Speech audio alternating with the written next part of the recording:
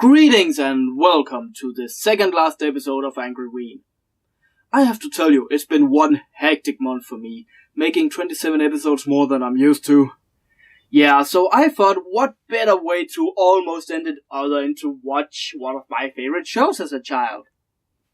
Goof Troop. It might get critiqued by older generations as well as newer ones, but if you were born in the early 90s, this was all over Disney Afternoon.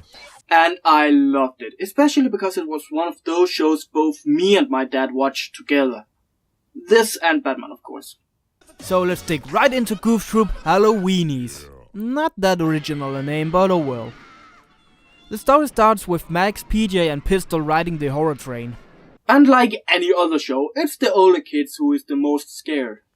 Oh, just one more ride, please, please, pretty, please, please, please, please. After the ride is done, we see all three of them in their merry way to Pete's new investment. Slimy skeleton, I'm gonna get 10 pounds of candy and Daddy's dressing up just like me. Yeah.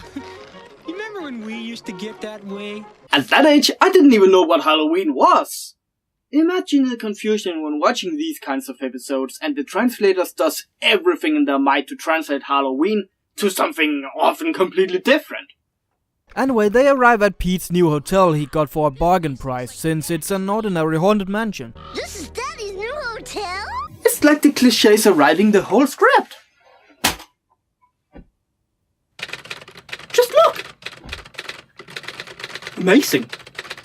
As you guessed, this haunted mansion is indeed haunted, and therefore Max and Pete decides to go check it out on Halloween night. Come on, PJ, don't you want to see a ghost? Yeah, you guys can take a break now. I think they got enough.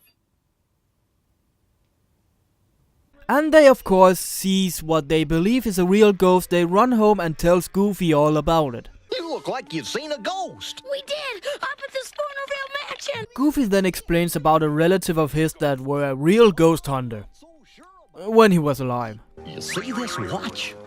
It's haunted. You know, I always wondered why we had all these flashback episodes. I know they were to teach kids a lesson, but this one just said, fuck it, let's move on. So now it's Pete and Goofy's turn to encounter these ghosts. What follows is mainly 3 to 4 minutes of slapstick of the not so good kind.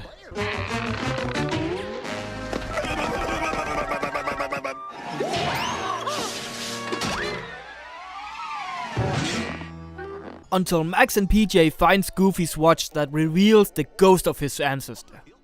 Happy Halloween! This ancestor reveals to them how to catch ghosts. My most best trick was sticky sorghum.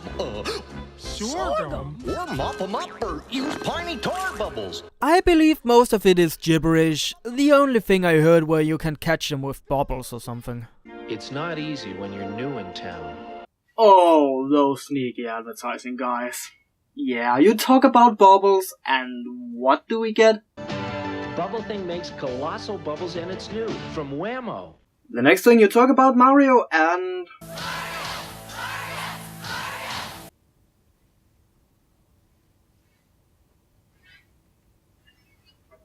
commercials.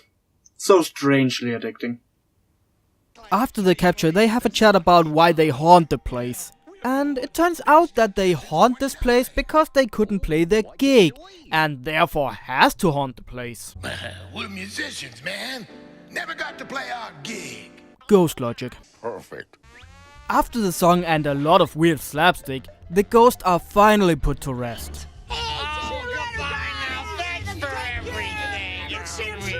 And that wasn't a second too late. I don't know why. I love the show. I always looked up to Max. He's fun, sassy, and an understandable guy. So, why don't I like this episode? You never know how hard it is to critique something until you actually try it. Most of the time, it's good because it catches the audience in a way you didn't expect. Other times it's just so lazy it's actually really funny.